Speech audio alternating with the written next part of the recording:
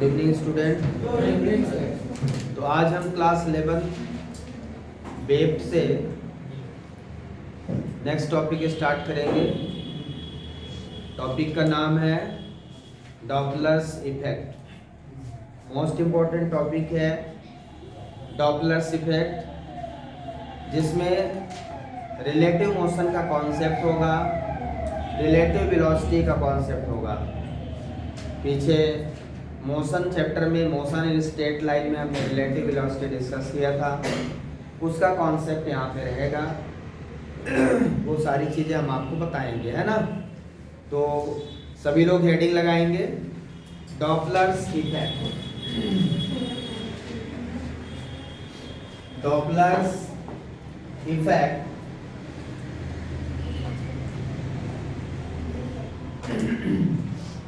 Doppler's effect Doppler scientist का नाम है। डॉपलर किसका नाम है? साइंटिस्ट का, जिन्होंने एक इफेक्ट बताया। किस प्रकार का इफेक्ट होगा? इफेक्ट फ्रीक्वेंसी से रिलेटेड है। किससे रिलेटेड है? फ्रीक्वेंसी से। इसको हम ऑब्जर्व भी कर सकते हैं। इसके लिए दो चीजों का होना जरूरी है। डॉपलर इफेक्ट आप तब देखेंगे जहां दो चीजें होंगी। एक सोर्स होगा, सोर्स किसका? साउंड का, और दूसरा होगा ऑब्जर्वर। दूसरा क्या होगा? ऑब्जर्वर। साउंड का सोर्स कोई भी हो सकता है। मैं बोल रहा हूं, मैं ही साउंड का सोर्स हो जाऊं, ठीक है ना। आप लिसनर हो, आप ऑब्जर्वर हो। प्लेटफॉर्म पे खड़े हो जाए हम, इमेजिन करें कि ट्रेन आ रही होगी, तो प्लेटफॉर्म पे जब हम खड़े होते हैं तो हम वहां पे ऑब्जर्वर होते हैं। क्या होते हैं? ऑब्जर्वर।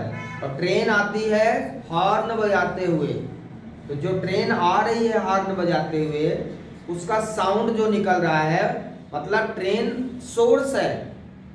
ट्रेन क्या है? सोर्स है। तो आप इमेजिन करिए, जब ट्रेन दूर से आ रही होगी तो जब वो हॉर्न बजाती है तब आपको हॉर्न कम सुनाई देती है। जैसे जैसे ट्रेन आपके पास आती है वैसे वैसे उसका साउंड ज्यादा तेज सुनाई देता है, और आपके पास आने तक मैक्सिमम साउंड सुनाई देगा, मतलब उसकी फ्रीक्वेंसी मैक्सिमम होगी। जैसे क्रॉस कर जाएगी फिर से उसकी फ्रीक्वेंसी डिक्रीज होने लगेगी, ठीक है ना। तो सोर्स यदि आपकी ओर आ रहा है तो फ्रीक्वेंसी इंक्रीज होगी, सोर्स यदि आपसे दूर जा रहा है तो फ्रीक्वेंसी डिक्रीज होगी। क्लियर है? ऐसा आपने सुना होगा, आवाज बिल्कुल उसकी, जैसे जैसे ट्रेन आएगी आवाज आपको लाउडली सुनाई देगी। समझ में आ रही बात? तो फ्रीक्वेंसी इंक्रीज हो रही है। और फिर जब क्रॉस कर जाएगी तो साउंड उसकी, जैसे बस की रोड के सामने खड़े हो जाओ आप, ठीक है ना, बस गुजर रही हो, उसकी साउंड आप सुनिए, हॉर्न देती हुई आ रही है, और फिर जब क्रॉस कर जा रही है तो कैसा फील होता है, ठीक है ना। तो साउंड की आवाज को आप समझ सकते हैं। बहुत तेज से आवाज आएगी,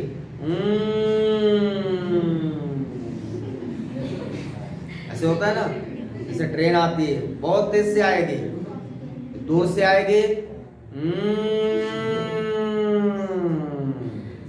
ऐसे, मतलब तेज से आवाज आएगी, धीरे से आएगी, फिर एक जगह सबसे ज्यादा हो जाएगी, फिर धीरे होने लगेगी। जब आपको क्रॉस कर जाएगी तो उसका साउंड क्या हो जाता है? फिर से कम होने लगता है। मतलब यहाँ पे फ्रीक्वेंसी का रोल होगा। और दो चीजें होंगी, एक सोर्स होगा। किसका सोर्स होगा? साउंड का। किसका सोर्स होगा भाई? साउंड का। दूसरा क्या होगा? ऑब्जर्वर होगा। ऑब्जर्वर कौन है? जो साउंड को ऑब्जर्व कर रहा है, जो सुन रहा है, that is also called listener, ठीक है ना। तो यहाँ पे या तो दोनों मोशन में है, या दोनों रेस्ट में है, या कोई एक मोशन में है। ऐसी सिचुएशन आ सकती है, या दोनों एक निश्चित डायरेक्शन में, या एक दूसरे की डायरेक्शन में, या एक दूसरे के अपोजिट डायरेक्शन में। कई सारे केसेस बनते हैं इसमें, हम उन्हीं को समझने जा रहे हैं। तो डेफिनेशन के साथ शुरुआत करेंगे हम डॉपलर इफेक्ट का। तो डेफिनेशन सबसे पहले लिखेंगे सभी लोग। क्या डेफिनेशन है?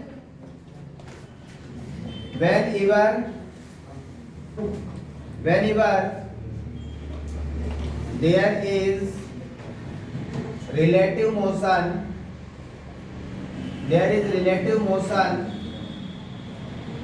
whenever there is relative motion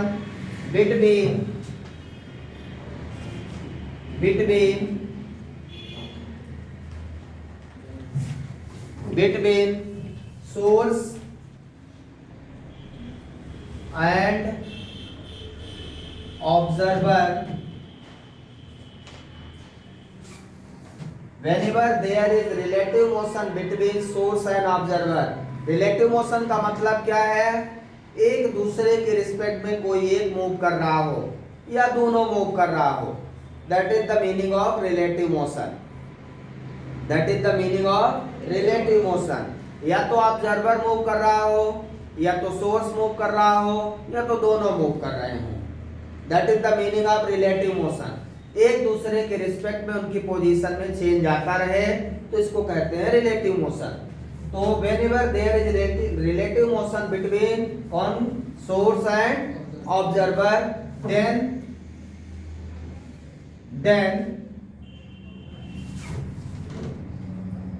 the frequency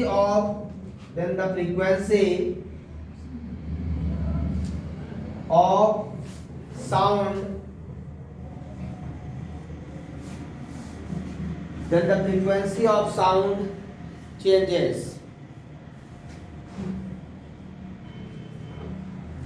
ठीक है ना? Then the frequency of sound changes। मतलब रिलेटिव मोशन यदि है सोर्स और ऑब्जर्वर के बीच में, तो वहां पे फ्रीक्वेंसी में हमें क्या मिलेगा? चेंज मिलेगा। और यही फ्रीक्वेंसी में चेंज क्या कहलाता है? डॉपलर्स इफेक्ट कहलाता है। Whenever there is relative motion between source and observer, then the frequency of sound changes is called Doppler's effect। Doppler's effect clear है सभी को? So this is the complete definition of Doppler's effect। Frequency में क्या मिलेगा आपको? Change मिलेगा। जहां जहां फ्रीक्वेंसी में चेंज मिलेगा वहां डॉपलर्स इफेक्ट होगा। क्लियर है सभी को? तो अब हम इसको कैसे समझें? यदि यहां पे कोई गाड़ी है मान लीजिए जो चल रही है एक निश्चित डायरेक्शन में, और यहाँ पे एक ऑब्जर्वर है। यहाँ पे क्या है? ऑब्जर्वर है। और ये है आपका सोर्स ऑफ साउंड। ये क्या है? सोर्स ऑफ साउंड है। सोर्स ऑफ साउंड का मतलब यहां से साउंड की आवाज निकलेगी। साउंड की आवाज निकलेगी। कोई भी व्हीकल हो सकती है, ट्रेन हो सकती है, कुछ भी हो सकता है। अब होगा क्या? मान लीजिए दोनों फर्स्ट केस में रेस्ट में है। ये एट रेस्ट है, ये भी एट रेस्ट है। बात समझिएगा, दोनों क्या है? रेस्ट में है। अब समझिए इससे फ्रीक्वेंसी निकल रही होगी। फ्रीक्वेंसी जब साउंड निकलेगा तो साउंड का मतलब उसकी फ्रीक्वेंसी होगी। फ्रीक्वेंसी होगी, उसकी पिच होगी, उसकी श्रिलनेस होगी। पिच, श्रिलनेस, फ्रीक्वेंसी, ये तीनों एक वर्ड को रिलेट करते हैं। जिसकी फ्रीक्वेंसी ज़्यादा है उसकी पिच ज़्यादा है, जिसकी पिच ज़्यादा है उसकी श्रिलनेस ज़्यादा है। उस सुरीली आवाज़ कहते हैं ना, जिसकी आवाज़ सुरीली हो उसकी फ्रीक्वेंसी ज़्यादा होती है, उसकी फ्रीक्वेंसी ज़्यादा होती है, उसकी पिच ज़्यादा होती है। क्लियर है? गिटार और ड्रम में किसकी फ्रीक्वेंसी ज़्यादा है?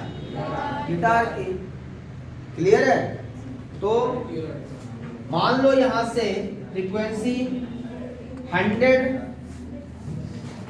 फ्रीक्वेंसी यहां से निकलते हैं, number of 100 frequencies, number of 100 oscillation मान लो यहां से निकलता है, तो यहां पे कितना पहुंचेगा?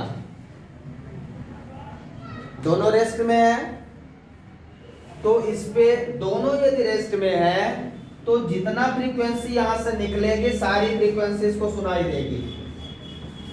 यदि 100 फ्रीक्वेंसी है तो इसको कितना सुनाई देगा? 100। यदि 100 फ्रीक्वेंसी यहां से निकले तो ऑब्जर्वर को कितनी फ्रीक्वेंसी सुनाई देगी? 100। मतलब यहाँ पे फ्रीक्वेंसी में कोई चेंज नहीं हो रहा। यदि फ्रीक्वेंसी में चेंज नहीं है तो यहाँ पे डॉपलर इफेक्ट नहीं होगा। कहने का मतलब जब तक रिलेटिव मोशन नहीं होगा तब तक फ्रीक्वेंसी में चेंज ही नहीं होगा, और जब तक फ्रीक्वेंसी में चेंज नहीं होगा तब तक डॉपलर इफेक्ट एग्जिस्ट नहीं करेगा। क्लियर है सभी को? तो डॉपलर इफेक्ट के लिए फ्रीक्वेंसी में चेंज होना जरूरी है, और फ्रीक्वेंसी में चेंज तभी होगा जब रिलेटिव मोशन होगा। क्लियर है सभी को कि कोई डाउट है इसमें? आइए देखते हैं सबसे पहला केस फर्स्ट करते हैं। मैं मानता हूं कि फर्स्ट केस में ऑब्जर्वर हमारा मूव कर रहा है। क्या मूव कर रहा? ऑब्जर्वर। इसको मिटा दें, डेफिनेशन लिख लिया सबने। केस फर्स्ट हम लेते हैं, ठीक है ना? केस फर्स्ट, when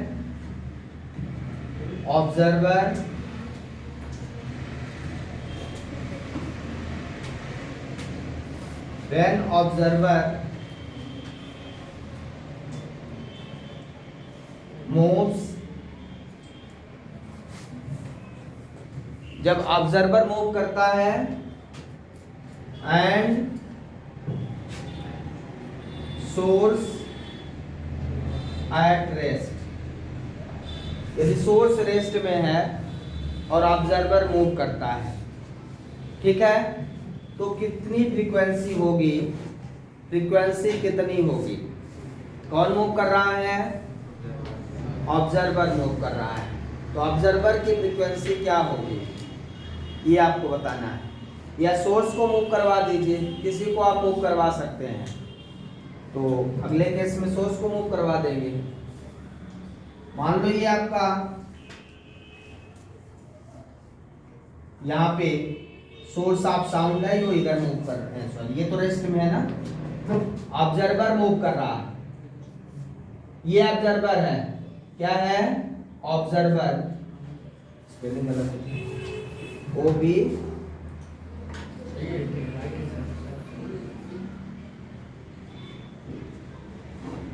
ऑब्जर्वर, और ये क्या है? सोर्स ऑफ साउंड, ठीक है ना? ये सोर्स है। अब क्या कर रहा है? सोर्स तो एट रेस्ट है, ये किस में है? At rest. ये मूव कर रहा है इधर टुवर्ड सोर्स। ये ऑब्जर्वर मान लो बीओ वेलोसिटी से, velocity of observer, V O what is V O? Velocity of observer, जिस वेलोसिटी से ऑब्जर्वर मूव कर रहा है, और इसकी वेलोसिटी तो 0 है, ठीक है ना? लेकिन साउंड की वेलोसिटी होगी, किसकी वेलोसिटी होगी? साउंड की वेलोसिटी होगी। ये एट रेस्ट है, तो जब ये इधर मूव करेगा तो इसकी फ्रीक्वेंसी क्या होगी और इसकी फ्रीक्वेंसी क्या होगी? इसकी फ्रीक्वेंसी क्या होगी? हमने पढ़ा है F equal B equal to nu lambda, ये पढ़ा है। तो इसकी फ्रीक्वेंसी क्या होगी? Nu equal to B by lambda.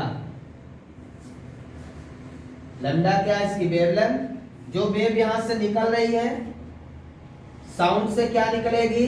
Wave. इस तरह से वेव निकलेगी, और इसकी वेवलेंथ कितनी होगी? लैम्डा वेवलेंथ होगी।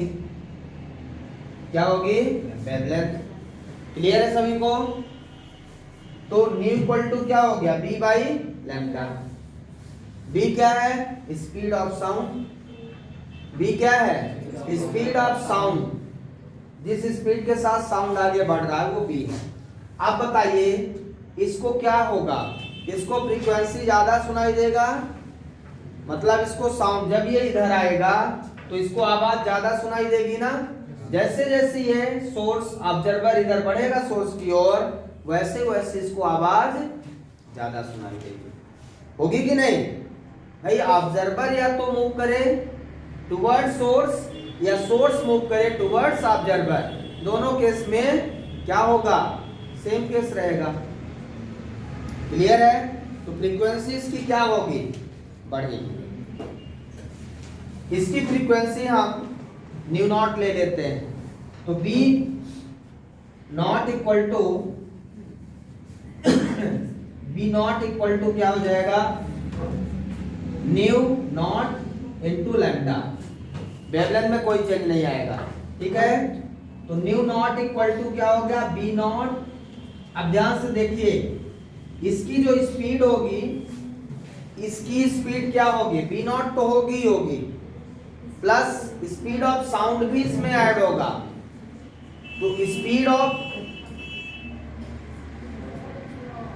ऑफ साउंड क्या होगा? बोलिए। इसको जो साउंड की स्पीड सुनाई देगी वो बढ़ेगी कि घटेगी? जैसे इधर जाएगा सोर्स की ओर ज्यादा स्पीड सुनाई देगी, मतलब इसकी b प्लस बी नॉट हो जाएगा। b plus V naught. इसकी स्पीड जो आ रही होगी वो प्लस जिस स्पीड से ये आगे बढ़ेगा उसी स्पीड से इसको साउंड ज्यादा तेज सुनाई देगा, तो इसकी स्पीड में ऐड हो जाएगा। यदि दोनों रेस्ट में है तो कोई इफेक्ट नहीं पड़ेगा, क्योंकि जो भी इसका कोई स्पीड ही नहीं है, बी नॉट 0 है, तो इसका साउंड क्या सुनाई देगा? बी, जो बी साउंड रहेगा वही सुनाई देगा, है ना? अब इसकी फ्रीक्वेंसी क्या हो जाएगी? Frequency nu naught equal to speed of sound क्या हो जाएगा? V plus V naught. Frequency equal to B by lambda होता है ना, तो इसके लिए फ्रीक्वेंसी इक्वल टू कितना हो जाएगा? V plus V naught by lambda. Clear है सभी को? V plus V naught by lambda हो जाएगा। क्लियर है यहां तक? अब वेवलेंथ, इसकी तो वेवलेंथ चेंज होगी नहीं कि चेंज होगी? वेवलेंथ तब चेंज होगा जब सोर्स मूव करेगा। सोर्स की वेवलेंथ तब तक चेंज नहीं होगी, साउंड की वेवलेंथ तब तक चेंज नहीं होगी जब तक वो मूव करेगा। यदि वो रेस्ट में है तो वेवलेंथ चेंज नहीं होगी, जब वो मूव करेगा तो वेवलेंथ चेंज होगी। क्लियर है? तो वेवलेंथ कब चेंज होगी? जब सोर्स ऑफ साउंड मूव करेगा, चाहे वो किधर भी मूव करे, यदि वो मूव करेगा तो वेवलेंथ चेंज होगी। यदि वो रेस्ट में है तो उसकी वेवलेंथ चेंज नहीं। भाई जब ये मूव ही नहीं कर रहा तो जो वेवलेंथ प्रोड्यूस कर दिया वो आगे की ओर बढ़ जाएगी, लेकिन जब वो मूव करेगा, अभी अगला केस आएगा वो हम देखेंगे, अभी वो मूव नहीं करेगा, इतना ध्यान रखना है। अब हम यहां से लैम्डा की वैल्यू निकाल लें। यहां से लैम्डा की वैल्यू कितनी होगी? बोलिए। Lambda equal to V by nu. Nu क्या है? इसकी फ्रीक्वेंसी है। न्यू नॉट क्या है? ऑब्जर्वर की फ्रीक्वेंसी। ऑब्जर्वर को फ्रीक्वेंसी ज्यादा सुनाई देगी कि कम? ज्यादा। वो फ्रीक्वेंसी हमें निकालना है, तो ये लैम्डा की वैल्यू यहां रख दें, ठीक है? इसको bs भी लिख सकते हैं, स्पीड ऑफ सोर्स साउंड, तो हो गया, कोई दिक्कत नहीं। तो न्यू नॉट इक्वल टू क्या हो जाएगा? b plus V naught divided by lambda. Lambda की जगह क्या रख देंगे? b by nu. b by nu. Clear है सभी को? तो b by nu, nu naught equal to b plus V naught divided by b into nu. So this is the formula. Frequency of observer. Frequency of observer increases or decreases? क्योंकि b plus V not क्या होगा, बढ़ेगा, तो B not new not क्या होगा, बढ़ेगा। New not क्या है, फ्रीक्वेंसी ऑफ ऑब्जर्वर। ध्यान रखिए, न्यू नॉट क्या है, फ्रीक्वेंसी ऑफ ऑब्जर्वर है। क्लियर है।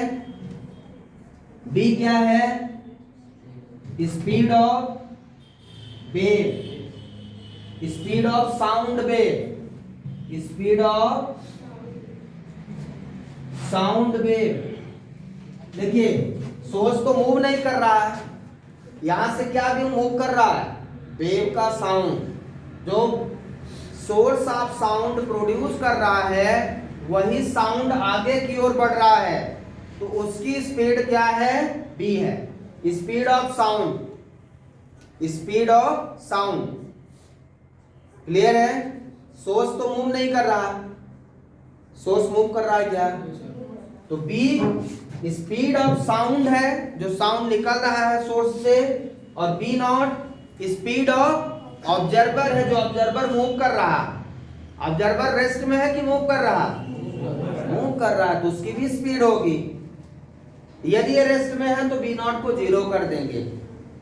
यदि ऑब्जर्वर रेस्ट में हो जाए तो बी नॉट क्या हो जाएगा, जीरो। और यदि बी नॉट जीरो हो गया तो बी बाई बी कट गया, nu naught equal to nu, मतलब फ्रीक्वेंसी में कोई चेंज नहीं आएगा। फिर तो फ्रीक्वेंसी में चेंज नहीं आएगा तब जब दोनों रेस्ट में होंगे, और यदि दोनों रेस्ट में है तो फ्रीक्वेंसी चेंज नहीं होगी, और फ्रीक्वेंसी चेंज नहीं होगी तो डॉपलर इफेक्ट नहीं होगा। मतलब ये तभी संभव है जब रिलेटिव मोशन हो। एक मूव करेगा, कोई भी एक मूव करे, either source move towards observer or observer move towards source, in this condition frequency will be increases। यही कारण है कि साउंड हमें ज्यादा सुनाई देगा। तो यहाँ पे ये न्यू नॉट बढ़ने के लिए क्या होना जरूरी है, b प्लस बी नॉट का बढ़ना जरूरी है। अब b तो कांस्टेंट है इसका, ये b तो कांस्टेंट है, बल्कि कुछ घटेगा ही। जब साउंड आगे की ओर बढ़ेगा तो साउंड की स्पीड कुछ घटेगी मीडियम में, तो ये चीज घटेगा तो ये तो बढ़ेगा, और ये बढ़ेगा तो ये भी बढ़ेगा, और overall frequency of observer increases. New क्या है, फ्रीक्वेंसी ऑफ सोर्स। न्यू क्या है, हाँ ये सारी चीजें लिख लीजिए। न्यू है फ्रीक्वेंसी ऑफ सोर्स,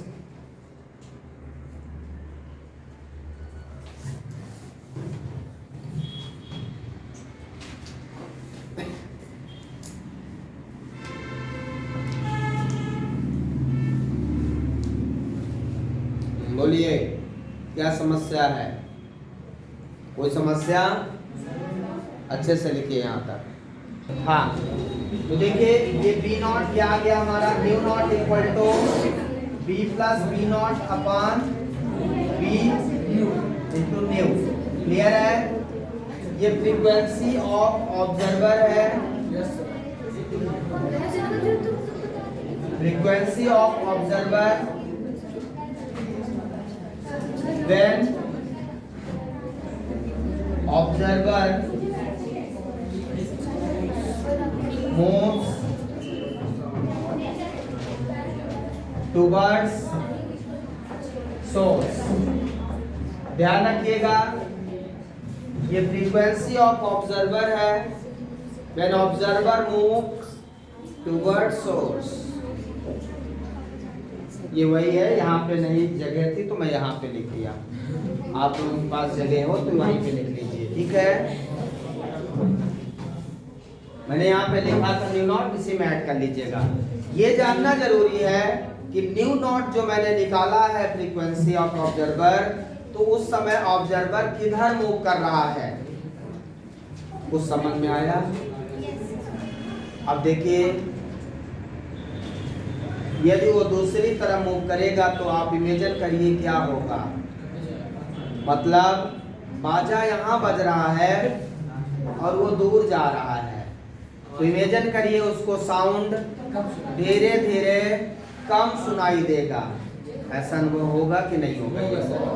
ये देखिए, सब कुछ आपके ऊपर निर्भर करता है। ऐसा नहीं है कि कुछ नया मैं बना रहा हूँ, बस जो आप देखते हो, जो आप सुनते हो वही बताना।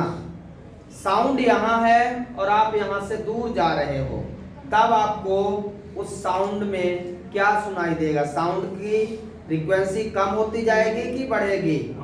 मतलब आप देखेंगे धीरे धीरे उसकी आवाज आपको कम सुनाई देगी, और यदि ज्यादा दूर आप निकल गए तो फिर सुनाई ही नहीं देगा, है ना?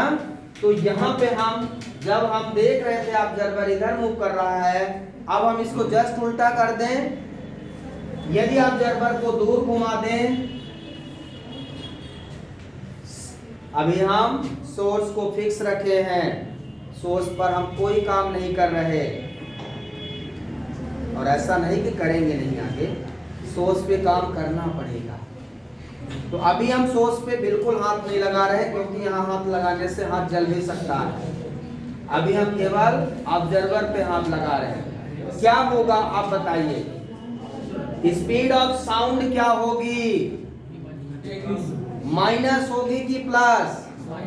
मैं यहाँ पे माइनस लिख सकता हूँ, बी माइनस बी नॉट। जो साउंड की स्पीड है, जैसे ऑब्जर्वर दूर जाएगा तो साउंड की स्पीड बी कम हो जाएगी। जैसे जैसे बी नॉट बढ़ेगा वैसे वैसे बी आपका घटता चला जाएगा। समझिए, यहाँ पे बी माइनस बी नॉट होगा। पिछली बार जब ये इधर आ रहा था, बी इसका है, स्पीड ऑफ साउंड इसका है, तो इसकी स्पीड क्या हो रही थी पिछले केस में? इसको ज्यादा सुनाई दे रही, ऐड हो रहा था, क्योंकि ये इधर ही आ रहा। अब ये दूर जा रहा है, तो इसका जो बी है वो क्या होगा? कम होगा, इसको कम सुनाई देगा। तो जहां मैंने प्लस माइनस लिखा था, वहां मैं क्या कर दूंगा? जहां प्लस लिखा था वहां माइनस कर दूंगा। ठीक है ना? तो फार्मूले में क्या चेंज आएगा? ये फार्मूला कब लगेगा? When observer moves away from the source.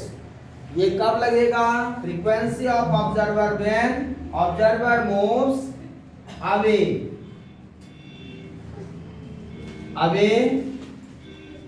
from the source. ठीक है? चाहे डायरेक्ट लिख ले, चाहे बना के लिख ले, जैसा आपका इच्छा कहे। ये केस नंबर सेकंड, ठीक है? पूरा लिखिए अच्छे से। नेक्स्ट केस कौन सा है? केस नंबर 3, ठीक है ना?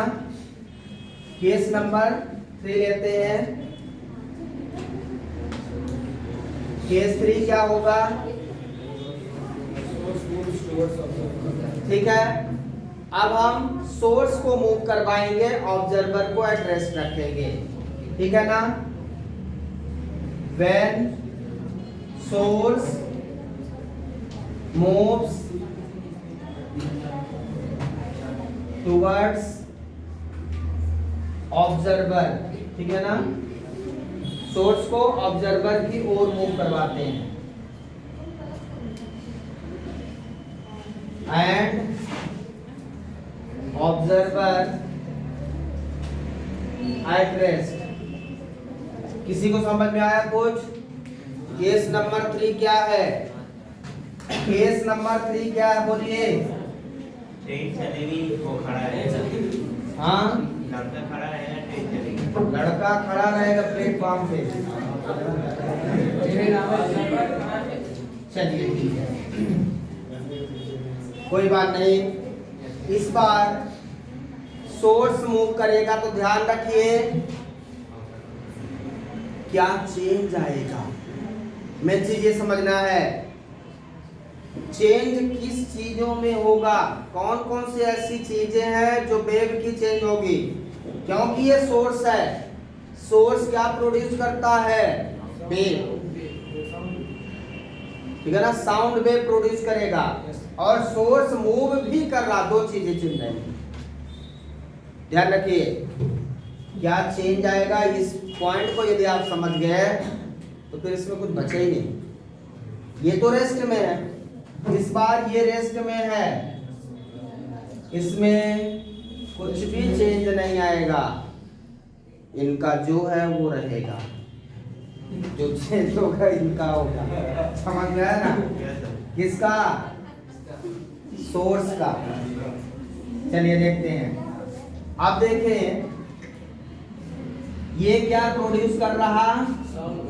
Sound wave. क्या प्रोड्यूस कर रहा है? Sound wave. ये मूव भी कर रहा है। दो चीजें हो रही है, जब एक सोर्स साउंड प्रोड्यूस कर रहा है और मूव भी कर रहा है। तो मूव यदि करता है, मान लो अभी यहां पे है, इसको समझने का प्रयास करिए कि ये सब मिटा देता हूं पुराना, पता चला वही लिख लिए तुम। हाँ, आप देखिए, इसको समझिए, ऐसे समझते हैं, जब ये सोर्स यहां से साउंड प्रोड्यूस कर रहा है, ठीक है, तो इसकी वेवलेंथ लैम्डा है और इसका स्पीड v है साउंड का। इस बार सोर्स भी मूव कर रहा है, तो सोर्स की भी कोई ना कोई स्पीड होगी। स्पीड ऑफ सोर्स और स्पीड ऑफ साउंड अलग अलग है। साउंड का स्पीड अलग है। v क्या है? v है स्पीड ऑफ साउंड और vs है स्पीड ऑफ सोर्स। साउंड वाला सोर्स माइक, तो माइक भी मूव कर रहा है, माइक की आवाज तो निकल रही है, लेकिन जब माइक खुद मूव कर रहा है, या डीजे बज रहा है और आगे की ओर बढ़ रहा है, बराबर में देखा है ना आपने, डीजे बजा और डीजे आगे की ओर बढ़ा, तो दो चीजें हो रही है। साउंड का सोर्स भी बढ़ रहा है, उसकी भी कुछ वेलोसिटी होगी, तो साउंड का सोर्स बढ़ रहा है, तो स्पीड ऑफ किसका? सोर्स। यदि डीजे से साउंड निकल रहा है तो डीजे बढ़ रहा है, ठीक है ना, समझ गए ना? तो स्पीड ऑफ साउंड, साउंड जो निकल रहा है उसकी speed plus speed of source, जो सोर्स आगे की ओर बढ़ रहा है उसकी स्पीड। अब कोई मान लो सिरमौर चौराहा से कोई गाड़ी आ रही है, बहुत धीरे धीरे आ रही है, तो हमारे तक आवाज पहुंचने बहुत समय लगेगा, ठीक है ना।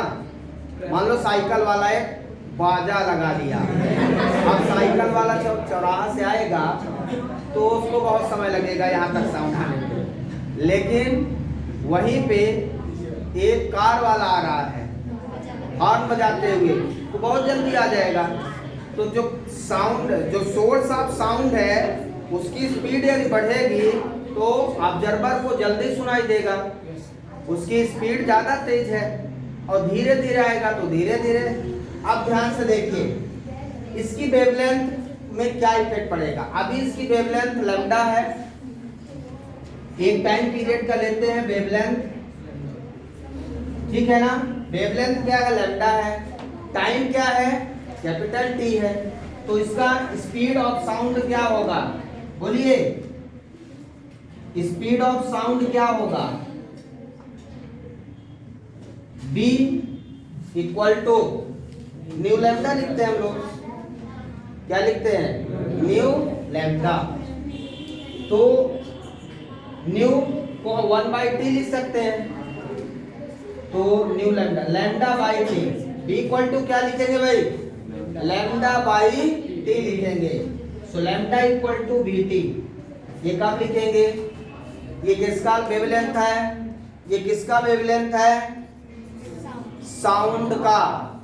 जो साउंड ये प्रोड्यूस कर रहा है सोर्स, लेकिन जब सोर्स मूव करेगा तो कुछ समय बाद, अभी यहाँ पे है, कुछ समय बाद ये यहाँ पहुंच जाएगा, आगे जगह पे पहुंच जाएगा कि नहीं।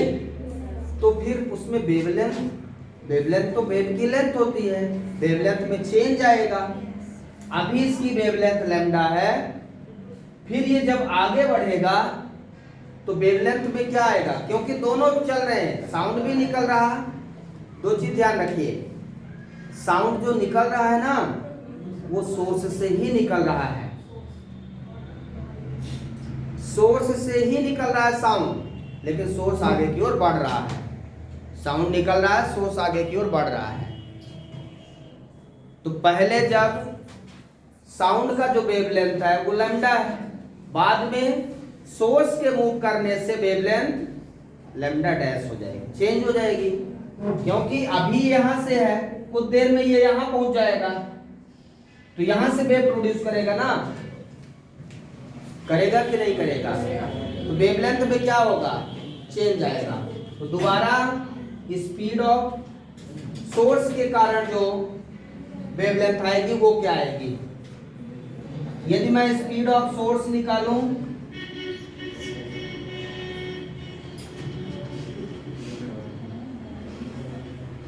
स्पीड ऑफ सोर्स क्या होगा, Vs equal to lambda dash by T. तो lambda dash equal to V S into T क्या हो जाएगा, lambda dash equal to V S into T.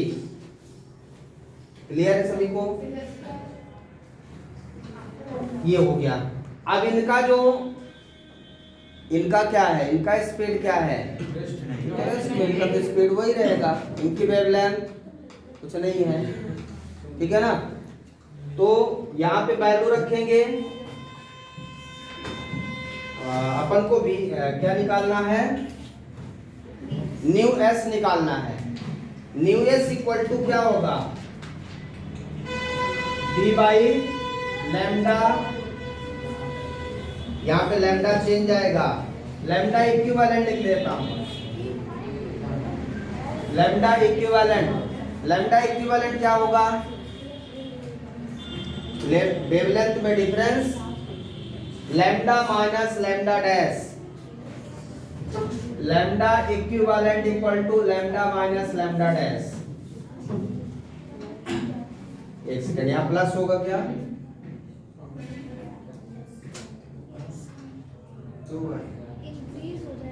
Wavelength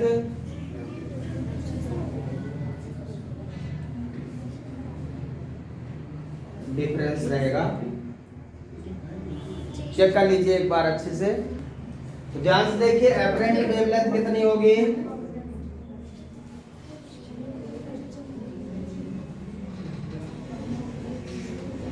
apparent wavelength lambda E equal to क्या हो जाएगा, lambda की value क्या लिखा हमने, बीटी माइनस लैम्डा डैश की वैल्यू वीएसटी। तो लैम्डा एपरेंट हो जाएगा B minus V S into T, या lambda apparent equal to B minus V S by कितना हो जाएगा, T equal to 1 by frequency nu, ठीक है, ये फार्मूला हो जाएगा, सही है। अब मुझे न्यू डैश निकालना है,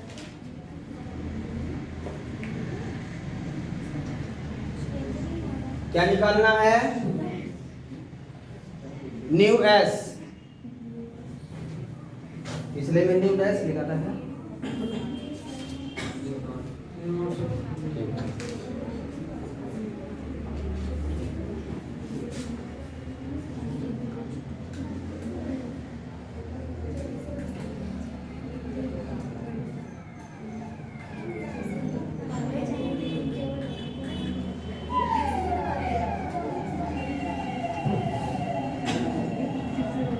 ठीक है, यहाँ तक सभी को समझ में आ गया।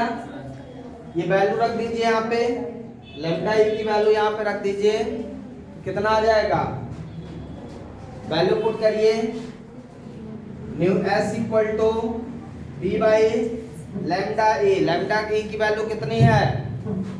B minus B S by nu.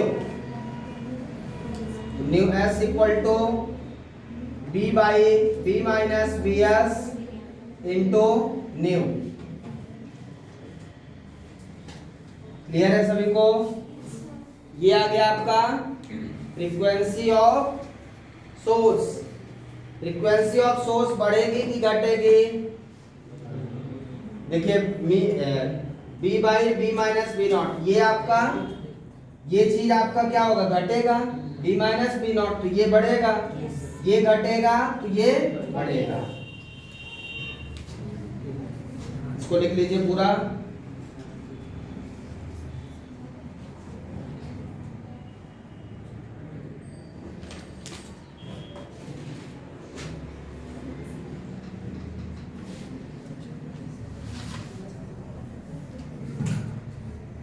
Clear है यहां तक? तो अभी तक हमने क्या फाइंड कर लिया? Apparent frequency V upon V minus B S into nu. ये तब का फ्रीक्वेंसी आ गया है जब सोर्स मूव टुवर्ड्स ऑब्जर्वर। अब देखिए केस नेक्स्ट केस में क्या होगा? When source move away from the observer and observer at rest, from away, move away from the observer। मतलब सोर्स जो इधर मूव कर रहा था वो इधर मूव करने लगेगा vs वेलोसिटी से। ठीक है, इधर मूव करने लगेगा। समझ में आ रहा है क्या? तो ऐसी स्थिति में क्या होगा? यहां पे प्लस हो जाएगा, फ्रीक्वेंसी कम होगी कि नहीं? इस केस में फ्रीक्वेंसी क्या होगी? डिक्रीज होगी। तो ये टर्म यदि बढ़ेगा, जब ये दोनों टर्म बढ़ेंगे तो ये घटेगा। तो फ्रीक्वेंसी इस बार तो आप सुधार कर लेंगे, डायरेक्ट लिख लीजिए। ये केस लिख के फार्मूला डायरेक्ट लिख लीजिए। समझ में आ गया ना? बस आपको यहाँ पे प्लस कर देना रहेगा और यहाँ प्लस आ जाएगा ऑलरेडी। केस 4 करके ये केस लिखे और ये फार्मूला लिख दीजिए। बाकी मैं मिटा देता हूँ, बाकी लिखने की जरूरत नहीं है। यदि आपको समझना है तो उतने में ही समझ में आ जाएगा। ये पिछला समझ में आ गया है। बस इस बार क्या है? सोर्स आपका सोर्स ऑब्जर्वर से दूर जा रहा है। ऑब्जर्वर से दूर जाएगा तो इमेजिन करिए फ्रीक्वेंसी क्या होगी? घटेगी। और यदि फ्रीक्वेंसी घटेगी तो नीचे वाला टर्म बढ़ेगा, दूर जाने पे बढ़ेगा, मतलब प्लस हो जाएगा। ट्रिक से भी याद रख सकते हैं, बहुत सिंपल है। ठीक है, 2 मिनट और रुकना है तो पूरा कर लें। दोनों दूर जाएंगे ना? दोनों एक दूसरे की ओर जाएंगे या तो एक दूसरे से दूर जाएंगे। वो कैसे बचा है? तो दोनों का रिलेटिव मोशन कर देना, दोनों मूव करेंगे आप। बस वही बचा है। यहाँ तक हो गया सभी का? लिख लिया आपने केस? अब देखिए केस नंबर 5। केस नंबर 5 क्या है? सोर्स मूव्स, सोर्स एंड दोनों लिख देता हूं। When source and observer, source and observer moves towards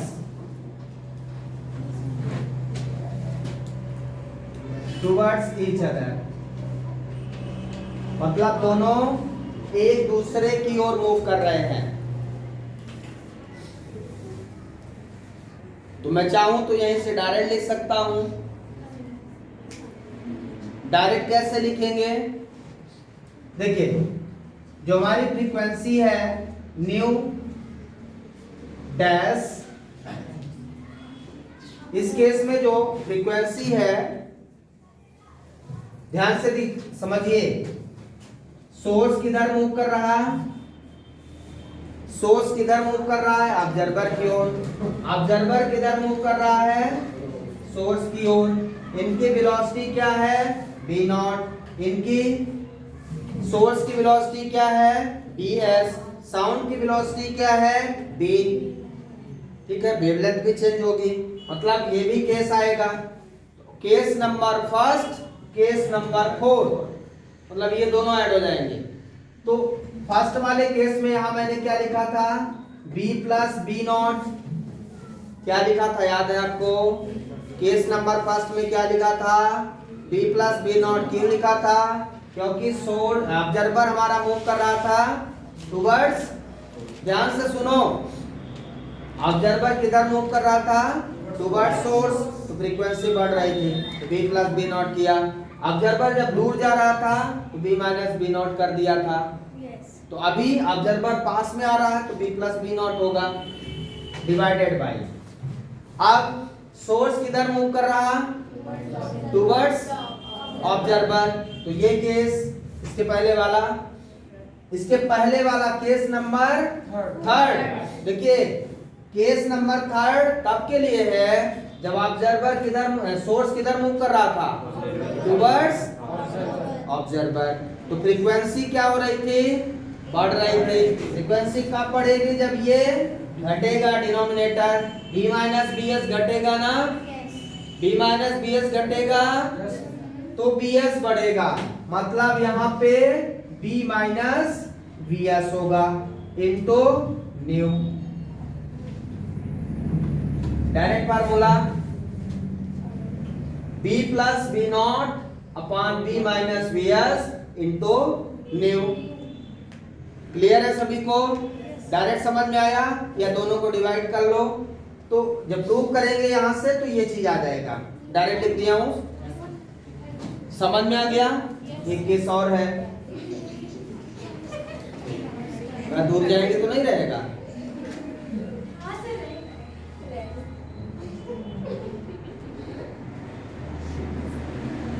इसमें प्लस माइनस लगा के भी बना सकते हैं डायरेक्ट, अब कहीं तो डायरेक्ट बना दे प्लस माइनस लगा के, यहाँ भी प्लस माइनस यहाँ माइनस प्लस, तो कंफ्यूज हो जाओगे। चलो ये लिख लिया आपने। केस नंबर 6 देखिए, when source and observer moves away from the each other, away from the each other। अब ध्यान से देखिए, दोनों क्या कर रहे हैं दूर जा रहे हैं। यदि दूर जा रहे हैं, सोर्स दूर जा रहा और ऑब्जर्वर भी दूर जा रहा है, दोनों एक दूसरे से दूर, तो फ्रीक्वेंसी क्या होगी घटेगी। फ्रीक्वेंसी कब घटेगी बोलिए? जब ये वाला टर्म ऊपर वाला कम होगा और नीचे वाला ज्यादा होगा, नीचे वाला ज्यादा होगा, बस यही आंसर है। ज्यादा दिमाग थोड़ी लगाना है, बस इतना ही लगाना है। फ्रीक्वेंसी दोनों जब दूर जा रहे हैं तो फ्रीक्वेंसी घटेगी, और फ्रीक्वेंसी कब घटेगी? क्लियर है सभी को? कोई डाउट है? Thank you, have a nice day.